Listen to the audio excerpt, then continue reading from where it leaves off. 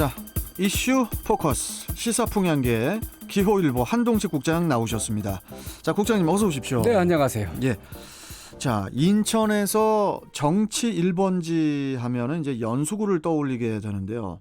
연수구가 내년에 치러질 대선과 또 지방선거에서 인천 지역의 정치 풍향계를 좌우할 핵심 지역으로 떠오르고 있다고 하는데, 자, 이거 어떤 내용입니까? 네, 그렇습니다.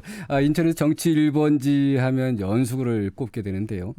그만큼 지역의 정치 현안이 가장 뜨겁게 나타나는 곳이기도 합니다. 네.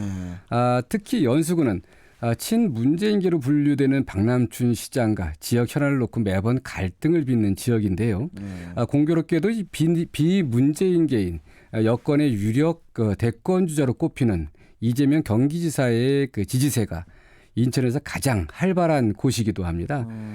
그런 점에서 내년 대선과 지방선거에서 이 변화의 바람을 일으킬 것으로 예상되고 있는데요.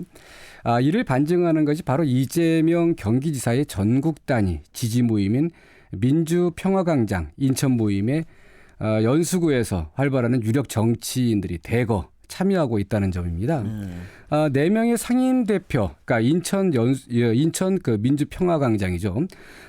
이곳에 그 4명의 상임 대표 중 3명이 연수구에서 활동하는 정치인인데요. 그 중심에는 그 중앙민주평화광장 이 창립 때부터 인천 조직 구축을 주도한 민주당의 정일영 국회의원이 있습니다. 네. 정일영 국회의원은 이제 송도를 중심으로 한 연수을 지역구를 두고 있는데요. 네. 또 연수 갑을 그 지역구로 두고 있는 대변인 출신의 박찬대 의원도 이 상임 대표로 이름을 올리고 이재명 대통령 만들기에 나서고 있는데 인천 지역에서 참여하고 있는 국회의원 2명 모두 연수구 출신입니다. 여기에 그 인천에서는 모두 5명의 기초단체장이 민주평화광장에 참여하고 있는데요. 특히 그 고남석 연수구청장은 기초단체장 중 유일하게 이 상임 대표로 참여하고 있습니다. 그렇군요. 국장님께서 이제 앞서 설명하셨지만은 연수구가 이제 아무래도 이제 인천시와 현안들을 놓고 이제 마찰도 이제 빚었지 않습니까? 네. 여러 가지. 또 이제 정치적으로도 이제 박남춘 시장과 대립할 수도 있는 그런 요소도 좀 다분할 것 같기도 한데 어떻게 보십니까? 네, 어떻든 그 박남춘 시장과 정치적으로 대립하고 그럴 부분은 아니겠지만 어떻든 다른 당은 아니지만 정책 색깔이 달라진다는 점에서는 어떤 또 다른 갈등의 이 표현으로도 볼 수 있습니다.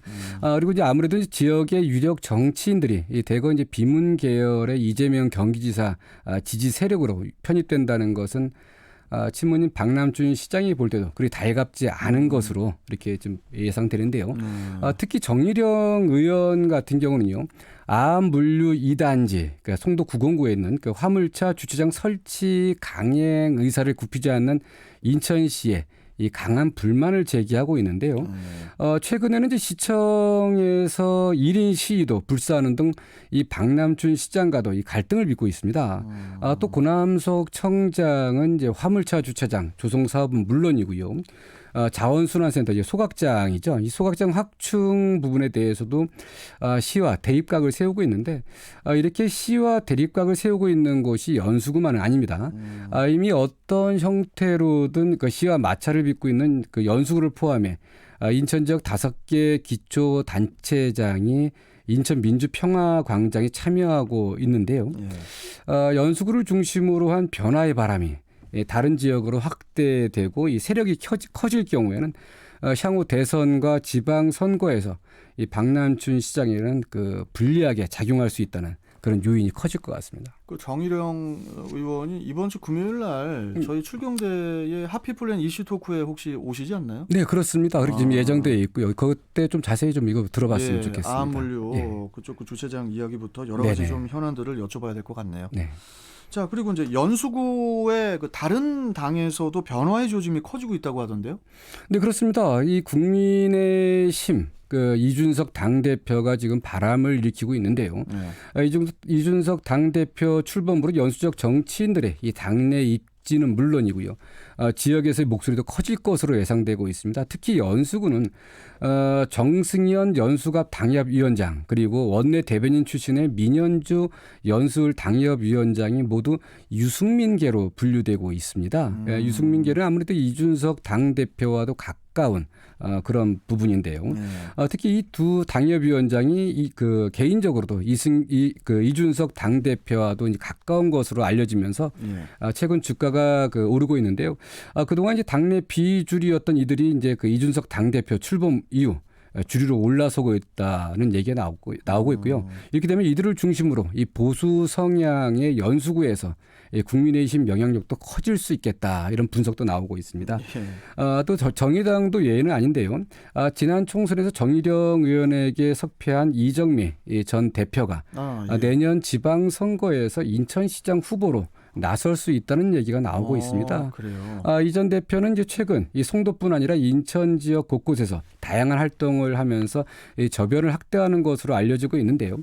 이렇게 연수구는 민주당은 물론 야당 인사들도 활발하게 움직이면서 내년 대선과 지방선거를 앞두고 뜨겁게 달아오르고 있습니다. 아우 이거 뭐 선거가 아직 내년인데 지금 뭐 너무 뜨거워요. 네. 예, 이거 좀 식혀야 될 것 같기도 한데 뭐 더 뜨거워질 것 같습니다. 자, 다음 소식을 좀 가보죠. 교육부가 그 2학기 전면 등교 방안을 발표를 했는데, 자, 그런데 경기도에서는 대안 없는 결정이라는 그런 목소리가 커지고 있다고 해요. 자, 이게 어떤 얘기입니까? 네, 이 교육부가 최근 2학기 전면 등교를 위한 단계적 이행 방안을 발표했는데, 그렇죠. 문제는 이제 과대 과밀 학급 그리고 급식 및 방역 인력 확보 등에 대한 명확한 방안이 제시되지 않아서요. 정작 일선 학교에서는 이제 혼란만 커지고 있다 이런 지적이 나오고 있습니다. 전면 등교 필요성은 공감하지만 이 사회적 거리두기가 제대로 지켜지기 어려운 과대 과밀 학급에 대한 대안이 빠져 있다는 것입니다. 교육부는 이제 특별 교실의 일반 교실 전환 등을 이제 제시했지만 담당 교사와 방역 인력 등의 확보를 위한 지원이 없다는 것인데요. 전면 등교를 위해서는 이제 교사가 이 수업에만 전념할 수 있도록 하는 이 방역 체계 구축과 함께 학급당 학생 수를 20명 이하로 낮추는 등의 실질적인 교육 환경 개선이 필요하다는 것입니다. 현재 경기도 내에는 23개의 과대 학교와 7개의 과밀 학교가 운영 중인데 이 같은 문제가 선행되지 않으면 이 교사의 업무 부담만 가중될 수 있고요. 결국에는 그 피해가 학생들에게 전가될 수 있다는 이런 우려가 커지고 있는데 뭐 이 문제는 그 경기도만의 문제가 아니라 인천도 마찬가지일 것 같은데 어떤 교육부 차원에서 어떻든 교육부 차원이라든가 인천시 교육청 차원에서 대책 마련이 요구된다고 할 수 있습니다. 뭐 다들 뭐 아시겠지만은 진짜 뭐 철저한 방역만이 이게 좀 철저한 방역이 뒷받침돼야 이 모든 학생들의 전면 등교가 이제 안정화가 되는 거 아니겠습니까? 네. 계속 긴장을 해야 될 것 같습니다. 자, 여기까지 오늘 말씀 듣고 또 내일 뵙겠습니다. 고맙습니다, 국장님. 네, 감사합니다. 자, 이슈 포커스 기호일보 한동식 국장이었습니다.